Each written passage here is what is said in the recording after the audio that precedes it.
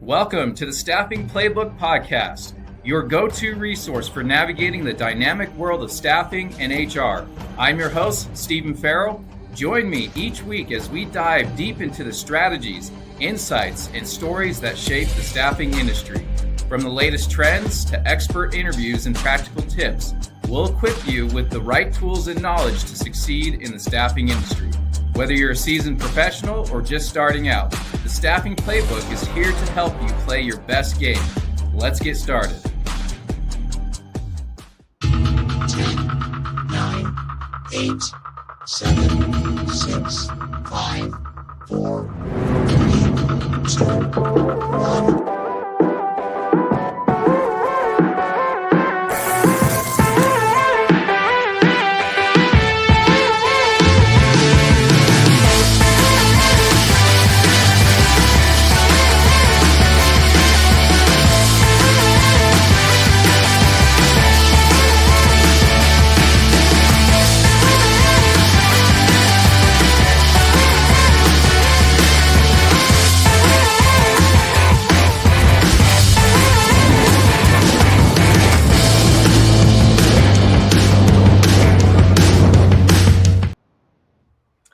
Welcome to the Staffing Playbook podcast. I'm your host, Steve Farrell. In this episode, we are going to be talking about mentorship versus machines in developing tomorrow's leaders. I am joined by no other than Matt Frisbee. Matt, how are you doing today? Thanks, Stephen. It's an honor to be here. I appreciate the invite. It's great to have you on the show today. Matt, I'm going to let you introduce yourself because there's so much about you. You've done so many cool things in your career. So I'm going to let you kind of summarize that and introduce yourself to our audience. That is an intimidating notion to follow. Well, I was born, and that was good. My mom did a great job. Yes, she did. Yeah, it's been an interesting road. I've lived in or worked in 2 states, but had the opportunity to work for Disney for a number of years. I had a short stint in Hollywood. Really learned a lot at both places. Learned a lot about what matters to me and where my skills can be the most value. Then I was pitched at helping a startup marketing agency with a good friend of mine. He was more of the technical hands and was looking for more of a sales leader. And we had a good vision for where we were going to go. We built a marketing agency and did that for about 10 years. And I think that's where I really understood my career.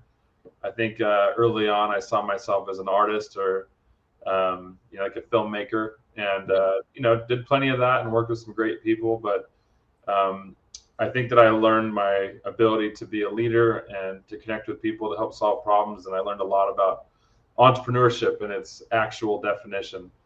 So ran an agency for 10 years, and then our largest clients gave me an opportunity to go in-house and grow a CPG brand to the point of a private equity transaction.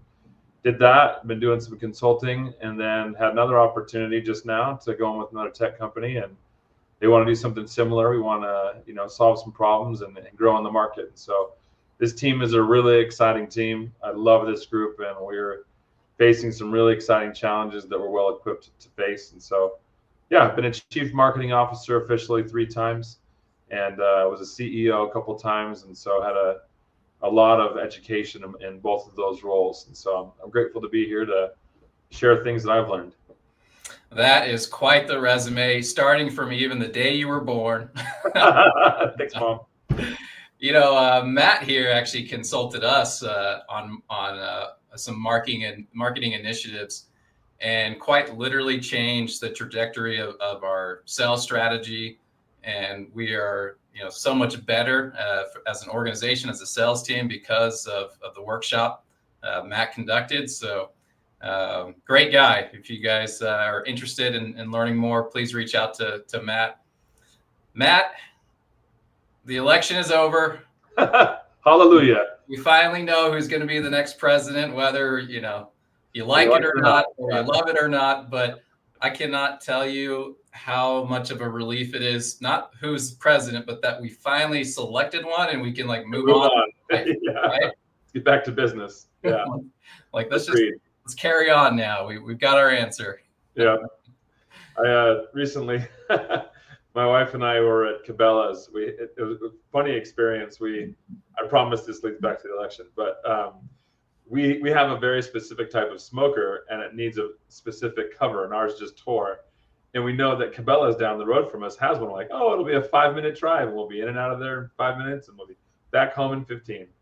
And we pull up the exit, and there is like bumper to bumper traffic to Cabela's. And we're like, are they selling ammunition? Like, is this a protest? What's going on? Well, we were there at like 4:40, and Santa Claus was arriving at 5 p.m. What? with the free gift. And it took us like an hour and a half, and it's the first week of November, Matt. Right. Why That's right, is Santa dude. Claus making the kicking off rounds? Christmas strong, and so as we were leaving, there's like all these extra booths outside the store, and these guys were selling dad joke shirts. And one of them said dad tax. And I was like, now this is worth talking about now. You know, we had a good laugh about it. But anyway, it's fun. So how does that tie into the election, Matt? Good economic policy. Oh, okay. The dad tax. Whenever my kids bring food home, I get to tax it. Yes. It's about balancing our home, you know. Yeah. Yeah. I think I applied a 50% dad tax on the Halloween candy. Like a dictator. I got it. Yeah, I'm in the 10% bracket. Well, we're glad you're here. This is a really important topic for me personally.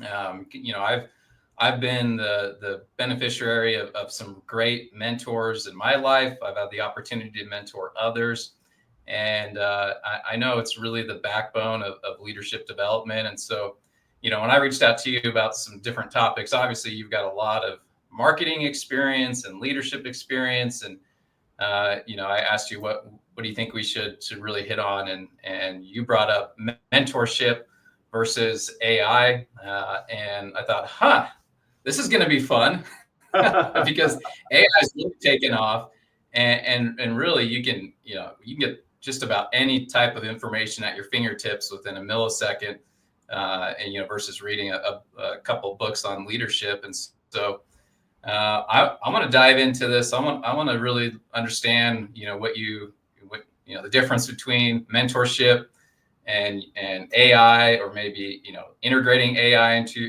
your mentorship programs. But you know, there's a lot of people out there that just they want a mentor, or they just don't know how to get a mentor or who to reach out to. There's a lot of people out there like myself that really enjoy mentoring others. But you know, if you don't know who to mentor, or they're not speaking up, you know, a lot of people get left behind. And so naturally, a lot of people are leaning into AI to look for that mentorship, which I think is a good thing. But you know, I want to dig into this with you, and I want to start it off with maybe, you know, what's inspired you to be an advocate for mentorship, you know, as that backbone for leadership development. Yeah, I appreciate that.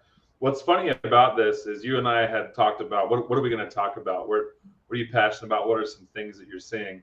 I spoke to a capstone class last night at Utah Valley University in Orem, and on the panel were other VPs of marketing and a chief this and a chief that, and so we were all kind of Q&A to this classroom.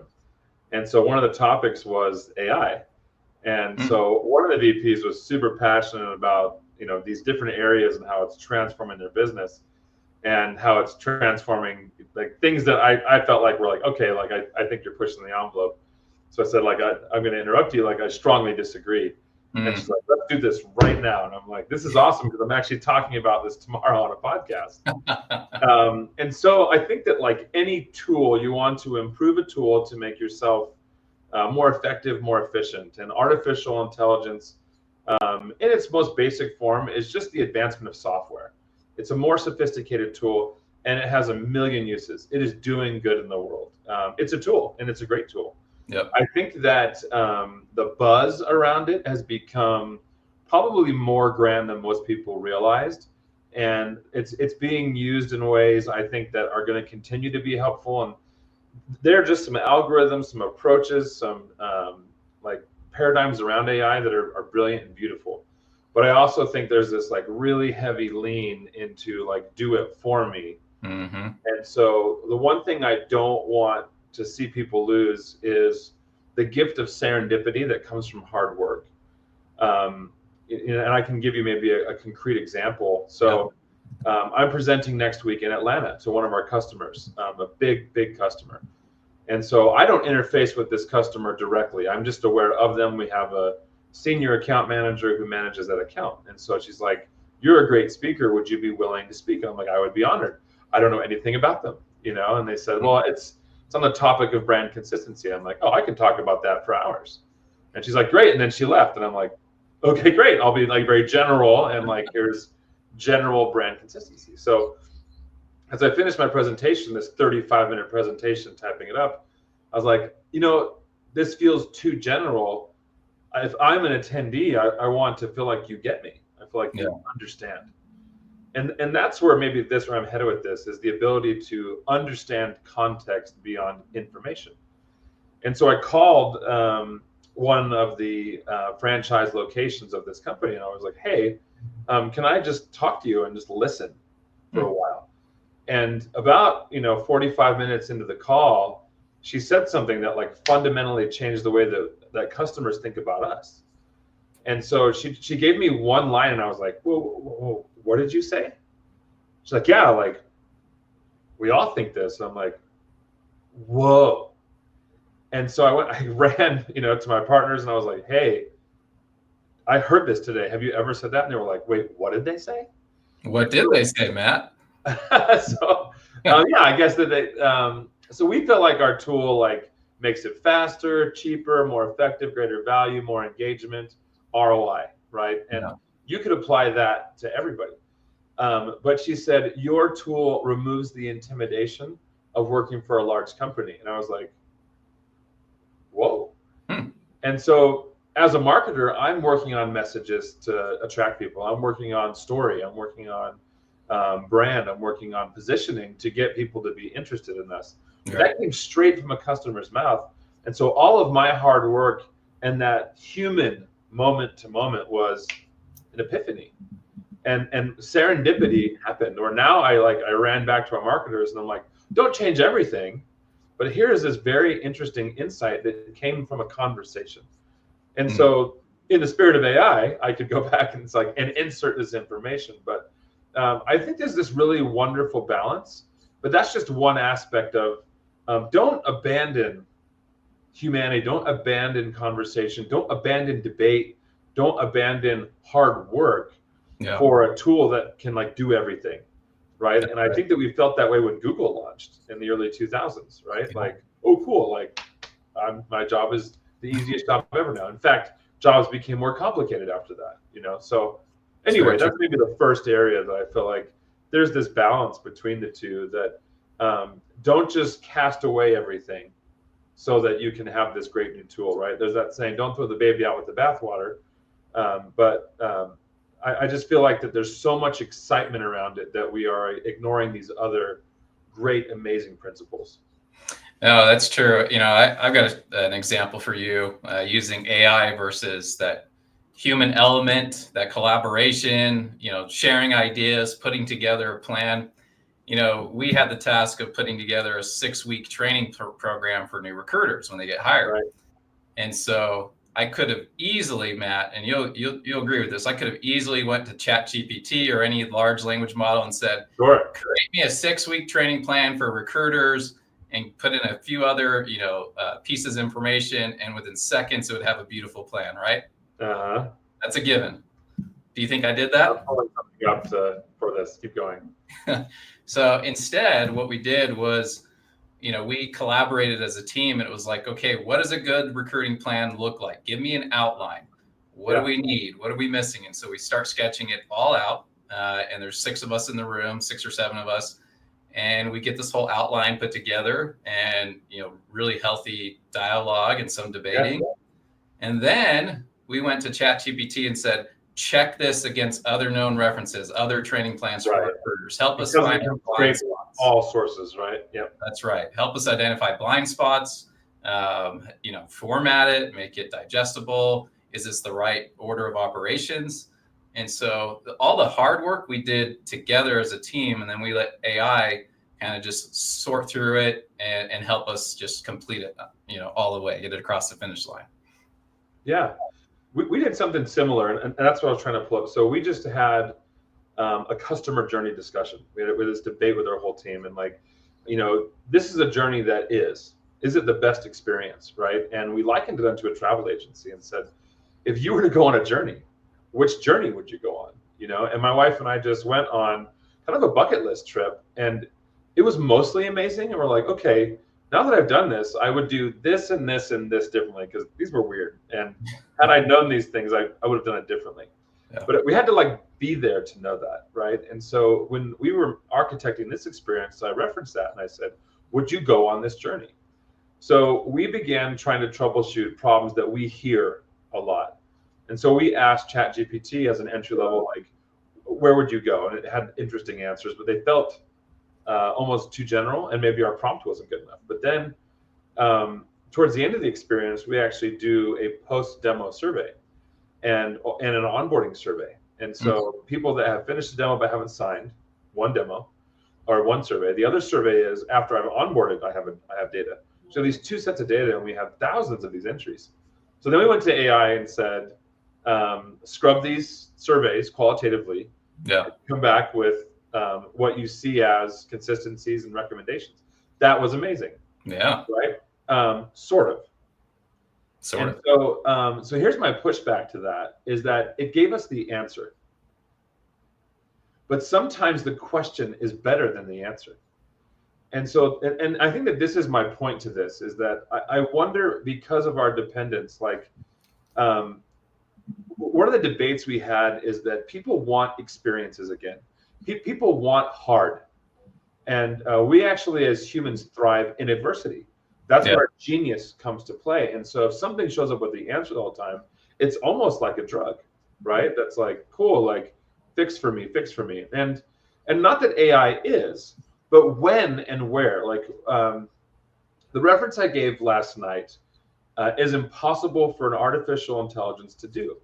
So I'm actually a classically trained illustrator. I'm not even an educated marketer, but my higher education was in the fine arts.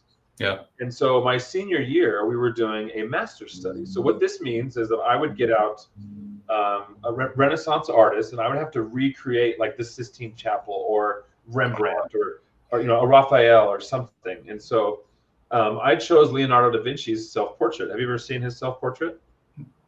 I believe so. I think most people can visualize that. It's yellow paper, kind of wispy hair, very stoic look. And so I did that. And one of the hardest parts of the drawing is the reflected light at the base of his nose and the hook of his nostril. Mm-hmm. And I failed on that easily 27 times. And the moment that I got it was a fundamental shift in my understanding of how to use light on skin to make it believable to the eye. And when I did it, I was like, I did it. And so this confidence creating moment was great for that moment, but it has actually carried into the way that I design. It's carried into the way I create. And my point is that the struggle was a gift. The pain was a gift. And it wasn't just information. I could have asked AI to create that for me, and it would have done it right away. But the pain of going through it and all the ways I didn't create it actually taught me about the tool. So I watched my kids use an iPad to draw, and all these cheats because it's better. It's not. Yeah. And I propose, and what I'm proposing is and I guess my thesis for this conversation is that mentorship and experience, for the sake of acceleration, we're robbing ourselves of difficulty. We're robbing ourselves of complete context to be able to see something for what it actually is versus what it is right now. Yeah. And so that's the debate. And I know that there are some great perspectives on this, but that's where I'm at with this debate. Knowing that we use AI. Yeah. We use this software to help us in lots of facets, but I'm seeing some and I feel that smartphone use is coming down. Amazon is seeing its first decline. Malls are coming back. Does that make sense? Yeah, it does. Interaction of being is coming back. It's that experience you mentioned, Right. when you're really challenged and you feel like you're at your breaking point, and then like you with that drawing, you finally figured it out on the 20th time. And it's like, you can't replace that experience. Yeah. Like, let me ask you, do you know what a 2B pencil is? A 2B pencil? HB, 2B, 4B, 6B. Do you know what that is? No. That's the density of graphite. Okay. And so an HB is going to be a very light, extremely dense graphite that I do my initial blocking with. A 6B is going to be like black, like charcoal black, like you do that at the very end for your highlights. And you would know that because you would, most kids go to a tablet and they see it, but it doesn't like connect. And so there's a time and a place for these things. And I give you that example because I knew you wouldn't know, right? Like, it's so niche, it's so specific to even illustration. But those pencils are like $7 each, a pencil, right? Yeah. And so that moment is similar to Steve Jobs. And I'm not Steve Jobs. I'm just saying that Apple is not superior to Microsoft. They're not. I agree with you on that one. Wait a minute. I forget that you're one of them. So what the preference came from was the experience that Steve Jobs got in a typography class. AI would never have recommended that. Yeah. It would, like a platform would have never like prompted you for innovation, go this like random direction. And it might not have worked out. But Steve was like, I want that. People will care about that. Yeah. And that was just intuition that he got from a typography class. Like, no one would have recommended that path. No one would have recommended that direction to make the world's greatest computer company. It was a faster, bigger, cheaper, more effective, right? More. And he would have said, stop, make it look like this. Yeah. And so that's where I kind of like question, when we use AI, do we also like, what's our check and balance? Like, how do we? Just got to be some checks and balances. Yeah. I made a mistake, Matt. I walked into a room of artists. This was 3 months ago. And I asked this question: what do you guys think about AI? They lit me up. You probably died. Yeah, don't ask that in a group of artists. That just, that was a bad idea. This was a marketing capstone class, and there was a couple creatives that brought this up last night, which took us down this road of Leonardo da Vinci. So it was wonderful. Well, getting into mentorship, in your experience, what are some of those qualities that a good mentor can bring to the table that AI simply can't replicate? Yeah, that is a great question. And I've been the recipient of a really great mentor at several places. And the first one actually started when we entered the Iraq War again. So this is 2004. I'm finishing college. I'm in school being an illustrator. I work for Disney. I'm in the entertainment art division, and I feel like, oh my gosh, I've got the best job ever. But we're at war. Yeah. Like, our country was at war, and I'm like, I'm an illustrator. I can't contribute to anything. So about my professor, very like, ugh, and he said, Matt, the world will always be at war. Be a voice. And I was like, and a lifetime of experience gave him the gift to give me a gift. Yeah. And I look back on that moment so many times, and I don't need to be in somebody else's moment. I do have a gift. So go give it, and own your gift. And I really appreciated that mentorship. And he was one of my professors, but he was also the dean of the department. So that was a great moment. And something that like a predictive modeling tool wouldn't recommend to you, right? It's going to scrape current conversation and weight it, and algorithms will teach it to give you what you think is best because it knows you. Like, he didn't know me, he knew him. Yeah. And he could sense a familiar conversation of his own life. His interactions with me, maybe 12 total interactions of like an actual conversation. He's a professor and I'm in class. I'm like, yeah, I'll do the homework, Yeah. But actual conversations were so minimal. He didn't like know me, but he knew me. He like knew that naivety, that inexperience, that desire, that passion, because he taught so many me's, and so he's a professor, so that's an easy mentorship. The next really big one was an organization that I just helped, and we had a private equity transaction. So I was a CEO of an agency, my marketing agency, and this was our largest client. And the CEO of Little Giant Ladders, his name is Ryan Moss. And before I ever worked for them, years before, I attended like an executive retreat in Park City. And so the big draw of this retreat is that we were going to hear from the chief marketing officer of Nike. And I was like, oh, right. Like, I love Nike, right? And I want to hear the story. And we were all buzzing about it. Like, I can't wait. So at the end of day 2 is when we were going to get to this keynote. So Ryan Moss opened for this keynote, and he was like, the warm-up band. And dude, I cannot tell you what the CMO of Nike said. I have no idea. But I could give you word for word what Ryan said. So Ryan was CEO of Little Giant Ladders and took over that company right when the 2 recessions ago hit. Mm-hmm. And the company was nosediving. And he's like, okay, like, why do we even do this? This is such an awful feeling. So much of our business has changed. How do we fix it? But why? Why are we even doing this? So they got Simon Sinek's book, Start With Why. And a very long story, and I'll try to keep it short for the sake of our podcast, but he failed at his first go with this book and was very discouraged, came at a terrible answer. Their why statement he was not on board with. And so it wasn't like it was awful. It just didn't like hit the heartstrings. Yeah. So he pulled the executive team in again, and he said to them, like, we're going to do this again. They're like, dude, we have got to get to work. Like, we need to go sell things. Stop doing this book. And so he said, I feel strongly that we will find the answer this time. And so they were very hesitant because they were in a pinch. They needed to grow. And so they went through it again, but because of pain, he dug deeper this time. Yeah. And found in industry pain, there was this terrible safety data about the ladder industry that every day in the US, 2,000 people are injured on a ladder. Those are documented injuries. Every 24 hours, 2,000 ladder injuries. And this is like 2012. And 100 permanent disabilities and at least 1 to 2 deaths a day. Jeez. If that was aerospace, you and I would never fly again. Yeah.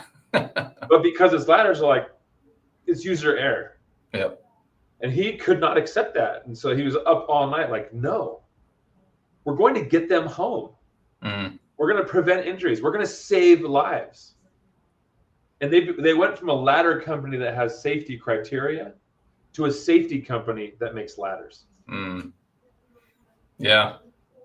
And so I wrote that down. I remember, like, I could almost give you back his talk. And then he showed us the innovations they made in climbing. And it was like, whoa, and they've grown so much since then. And I was invited to come help them like 5 years after that presentation.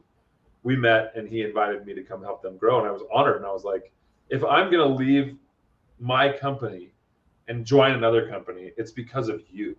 Mm. And I received ongoing mentorship from him that was absolutely wonderful. And it's changed the way I think. I don't agree with everything he does. He doesn't agree with everything I do. And isn't that wonderful? Yeah. So that mentorship, I couldn't have been like, I could have read his book, but the interactions of him like, hey, let's debate this, for years, like the one-to-one mentorship, like accelerated me in a way that no book could have. Yeah. Because we were shoulder to shoulder. And so I don't know how to replicate that. I don't know how to have a technology service that. Does that make sense? It does. You can ask AI questions and try to come up with ideas, but there's certain experiences that people have in our lives that it's not on the large language models. And sometimes you don't even know the correct question to ask. Right. So having someone like you said, his name's Ryan Moss. Yeah. Ryan Moss standing up in front of the whole group, talking about his struggles and how, hey, he went through Simon's book, Find Your Why, or Start With Why. And he still didn't get the answer he was looking for. Didn't feel that deep. And so went through it again. And that's where he had his aha moment. We're a safety company that just happens to sell ladders, not a ladder company. Yeah.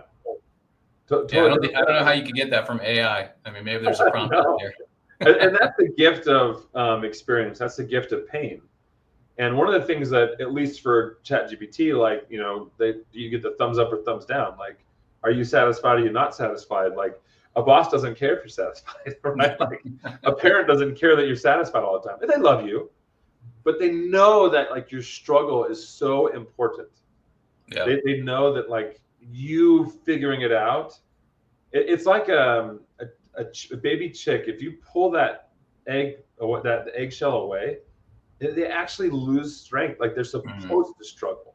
Yeah. And so I don't know what the balance of struggle is, right? And you certainly don't want to go backwards. You want to use a tool that will accelerate, our humanity, that will accelerate, we went to the moon, like we did that, and we wouldn't prevent that technology from accelerating our learning.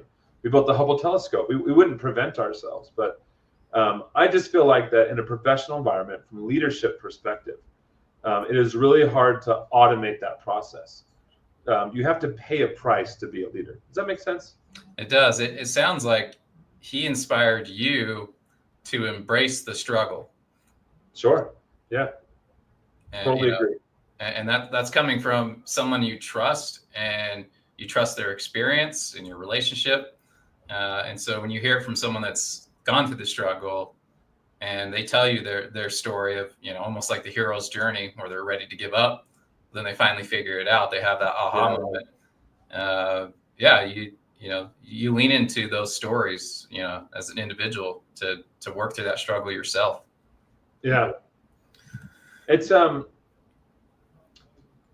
as I thought about this, and like, what would I do about it, right? Like, I thought about the mentor component of it, and somebody said something about mentorship that solidified this for me, which is why I wanted to talk to you about today. You learn the most when you teach. Meaning, like, being a mentor is more valuable to you than the mentee. Yeah. I think of the crazy things I learned from my mentors. I wonder what they learned.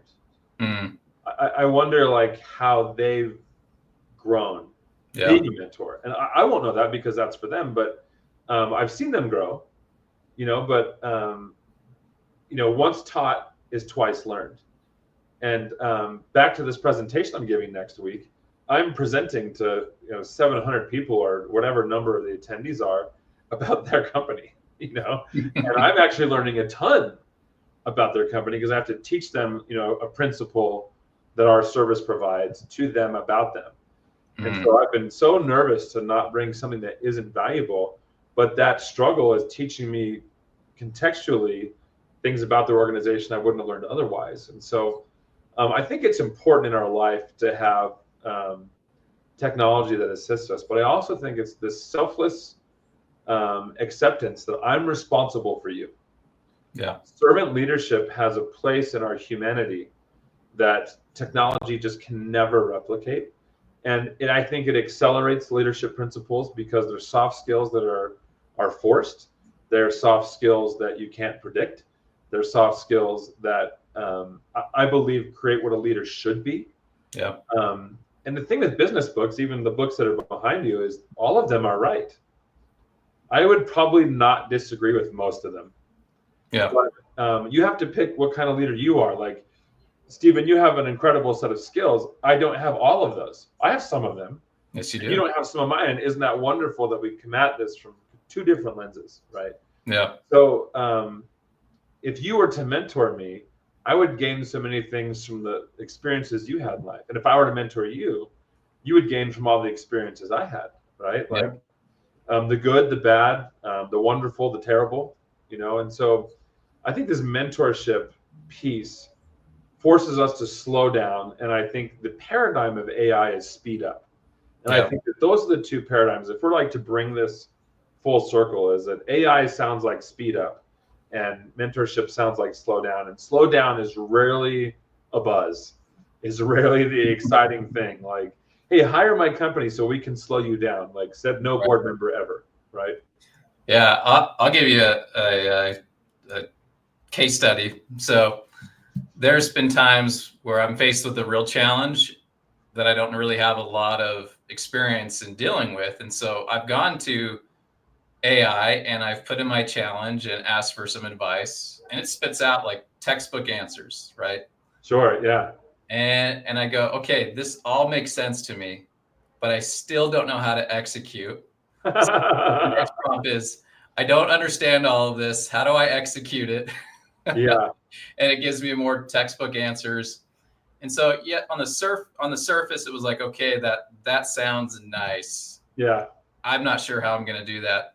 But then I turned around this last time, and I called my mentor and I asked her, here's my challenge. What do you think? And this gal's been in staffing since 1978. Wow. Has a lot of experience. Yeah. And everything she gave me was not in that textbook answer I got from AI.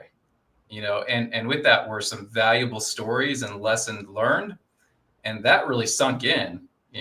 Because you can really convey a message through stories. And so she told some great stories, and that really stuck. And so then I understood what I needed to do, and it was so much clearer to me than that AI response. Yeah.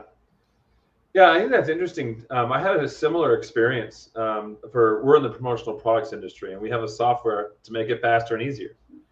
And the things that we're talking about is, while we're making it faster and easier, what is the experience?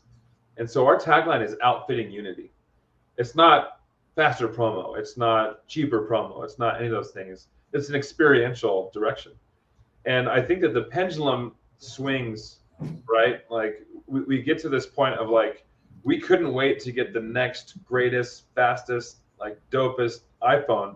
And now I actually went to a smaller one, and I've been like challenging myself to have less screen time. I used to average 5 hours a day. Now I'm at 3.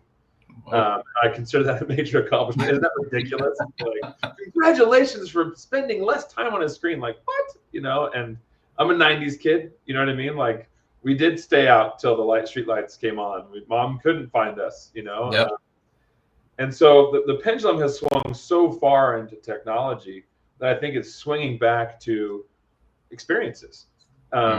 We did an influencer event with the marketing group, and we took them into Park City, and we did a lot of like social media stuff during the day. In the afternoon, we told them, go get warm. We're taking you to a very cold dinner. It's a cold ride. It's called the Snowed In Sled Lodge, and it's in the Park City Resort. And you literally take a horse-drawn carriage, like 4 horses. No way. Beautiful mountain ride to this lodge. And you have these big cowboy blankets on you, and the cowboys are, bringing you up this hill. It's so neat. And you walk into this rustic lodge with a roaring fire and these chefs that walk you through this, chef-led dinner. And it was amazing. And they all walked out and said, I haven't ever had a dinner experience like this that was so connecting. I was so interested in the chef. Now, if you're a business owner, the CEO is the chef, right? Yeah. And how many of your customers do you want to like give them the ideal experience? They will never ask how much. They'll just throw money at you, and they'll tell all their friends about it, right? And so I lean on like, let's balance the system with the human. And I'm very interested to see how companies use AI for its greatness, but don't depend on it for everything. Yeah. And the debate that we had the other night is, our company needs to grow. So instead of hiring 15 great people, I'll hire 5 great people and employ 10 AI agents, as if that was superior. Yeah, that's a very real scenario. And I know that you're going to face that in staffing. Yeah. And yeah, so, that's a real challenge, because we're all embracing AI and using it, and we're in this infant stages, this large language model, and I find myself, I've got Copilot, email. I can, with a quick prompt, I can have a 15-slide PowerPoint generated for me. Takes all the thinking out of it. Takes all the time, which I freaking love. right. If I get a really nasty email from someone, I'd be like, like help me respond professionally and calmly, like, so it gives some really good tips. But also, before AI, I had to actually take the time to think about how I'm going to craft this email to respond professionally, right? And Yeah. that patience is hard. Yeah, and I think that that's interesting too, right? Like your selling skills, your communication skills. Oftentimes, like as much as I feel like you learn the most when you teach, you also learn a lot when you mess up. And if it solves it for you, it's kind of like a ready-made dinner. You just throw it in the microwave, like it isn't better, Right. And there was this great show that I think can really encapsulate this thought. It's called Salt, Fat, Acid, Heat. And in this show, they were talking about the obesity of Americans. Mm-hmm. And what they identified is it came down to meal prep time. And I was like, what's that got to do with it? And the explanation was wonderful. The average meal prep time in the United States is between 5 and 12 minutes. That's it. The average meal prep time in most other countries, this is not 100%, but most other countries, is between 17 and 35. But there's less depression, significantly less obesity, significantly less chronic illnesses, significantly less anxiety and depression. Wow. Because the time in the kitchen cooking is connecting. And they're making basically the same food, right? Like they make their pasta sauce versus a can, right? They make the ingredients that actually are healthier for you. And there's a lot of interesting statistics about that. But this idea, that like I'm going to get more by doing less isn't always true. They actually gained more. They go down and get fresh produce from the market. That's more jobs. They go down and talk about the recipes with their friends. That's connection. That's a social environment, And so we actually create jobs by slowing down. And I think that is my point, is that the Industrial Revolution devalued human labor, right? Mm-hmm. And we massively exploded the lower class because we thought we made a middle class, but like we kind of didn't. And the Industrial Revolution changed our world. It was good, but we leaned so heavy because we were so excited.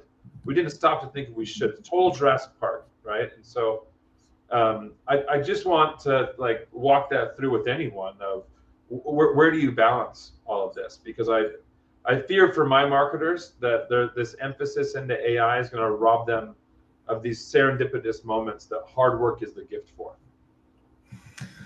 Well, maybe we can end on this question. When we look at where we're at today with AI and where it's going, and tying it back to mentorship, what trends do you see for the future of mentorship in this tech-driven workplace? Because, like you mentioned earlier, it's like instead of hire 15 people, you hire 5 and 10 AI agents. So, what's the future look like for mentorship in that tech-driven workplace? Yeah, and I do feel strongly about this. Something that we are trying to do is to create a mentorship environment internally that senior and junior talent are tied to each other. And what we teach is that we put people first. That's one of our core values. But the mentorship principle is that I'm responsible for you. Because AI makes me better. AI makes my job better. And so when you're focused on I am, I will, I want, you will justify company decisions to help your career. But when your metrics are tied to someone else's success, the company benefits so much more, which ends up benefiting you more, right? So I think the future is internal mentorship programs for organizations where it's a cultural structure. And that's a future I would like. And so I think that it will kind of become necessary because jobs change so fast. Culture changes so fast. It was interesting. There are jobs that are disappearing, but if you look at like every 4 years, there's also jobs that are being created, right? That's right. Yeah. Like right now, there are jobs for like AI prompt writers. That job did not exist 2 years ago. Yeah. Right. And it's also not talked about in economic development that like, where are we at with labor? What's our unemployment rate? They don't talk about the new jobs that were created that are amazing. And so there'll be that. But who would you go to get mentored on AI prompt writing? Yeah, no clue. No one, right? And so there's certain copywriting skills, but prompt writing into AI modules it's not like a existing skill. Yeah. So I think regardless, there's always a great comp, very much like the example you gave. Someone that worked in staffing in the 70s, there's some tried and true principles. Mm-hmm. They don't have the latest and greatest. They're not maybe agreeing with current market, but I guarantee you'll learn some things like, whoa, I didn't think about these things. So yeah. I think internal mentor programs is the future for me. I like that. Yeah, that's something we've been slowly, embracing and developing here. And you're right. If it's just about it's just about me. Yes, you'll benefit, but if it's about us, if you're developing your team, mentoring them, not only do you benefit them, they then benefit the company, but right, you're a beneficiary of that. You learn from that. You continue to grow. Yep, exactly. Yeah, selflessness, servant leadership. I think that's the future. Matt, I'm a little disappointed in this conversation today because I was hoping to fight you on the AI topic, but you made so many good points that I can't argue with. I'm happy to do this again. We'll pick a different topic. We'll do Green Bay versus Chicago, BYU versus Utah. Apple versus Android. Yeah, we'll have that debate. You and your green bubbles. Well, thank you. Guys, Matt, I can't thank you enough. This has been a really informative conversation. Just going back to mentorship, that human connection that people want, those experiences that people need. Maybe they don't want them necessarily if it's a hard one, but they need them.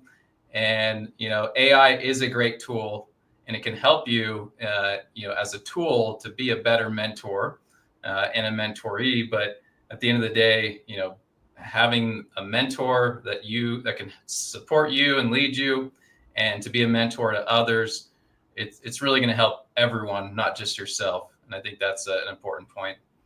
Awesome. Amen. All right. Well, thank you again. Thank you, everyone, for tuning in. And next week, don't forget, we are going to be talking about 1099 versus W-2 in the staffing industry. Very hot topic, so you don't want to miss it. It's going to be next week, 10 a.m. on Friday and Mountain Standard Time. So tune in then. Thanks, Matt. Right, thanks, Stephen. Have a great day. You too. Bye.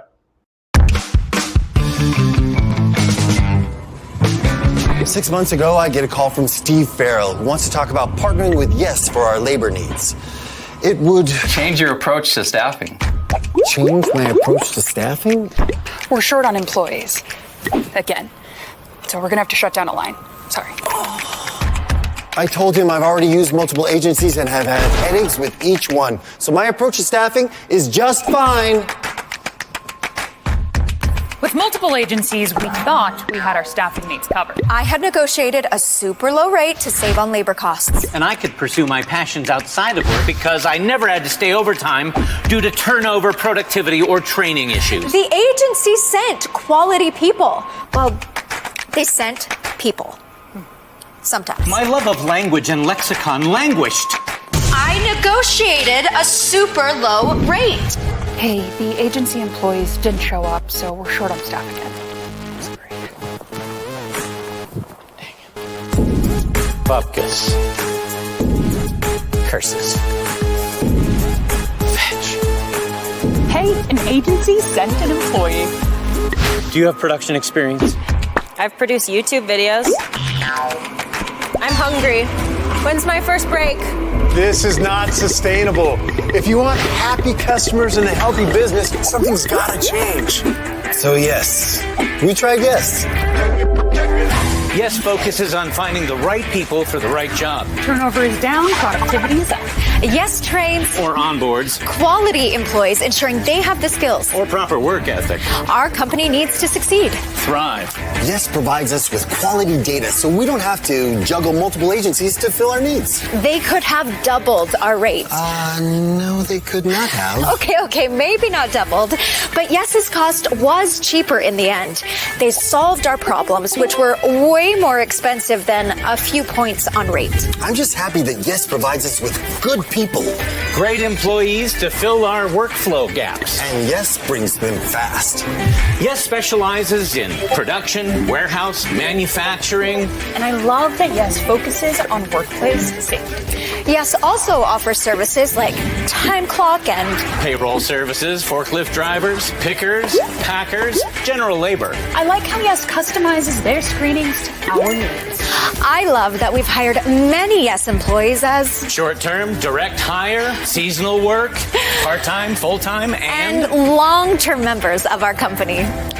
I love partnering with Yes. No more gaps in production, and I can focus on efficiency without stressing about costs or people. Yes really has revolutionized. changed our approach to staffing. Our people are happy. Your customers are happy. And that makes me Delirious. happy. Delighted. Happy.